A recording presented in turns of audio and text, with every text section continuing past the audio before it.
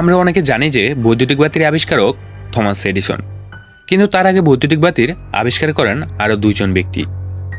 চলুন বৈদ্যুতিক বাতির ইতিহাসটা জেনে নেওয়া যাক।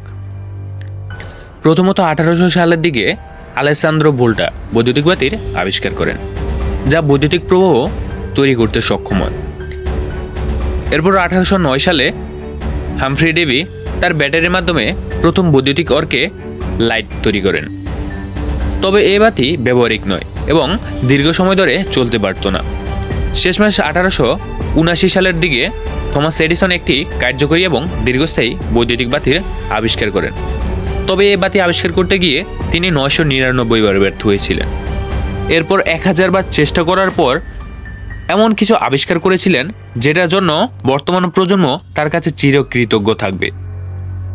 তিনি সর্বপ্রথম কার্বন ফিলামেন্ট ব্যবহার করেন, যা অনেক সময় ধরে চলতে পারত এবং বাতিটি ব্যবহারযোগ্য ছিল। তার এই আবিষ্কার বৈদ্যুতিক বাতি সবার কাছে পৌঁছে দেয় এবং এটি ব্যাপকভাবে গ্রহণযোগ্য হয়। এভাবে বৈদ্যুতিক বাতির আবিষ্কার ও উন্নয়ন আমাদের আধুনিক জীবনের একটি গুরুত্বপূর্ণ অংশ হয়ে দাঁড়িয়েছে। তাদের মহান কার্যের জন্য আজ সমগ্র বিশ্ব আলোকিত। আমরা আপনাদের কাছে কৃতজ্ঞ।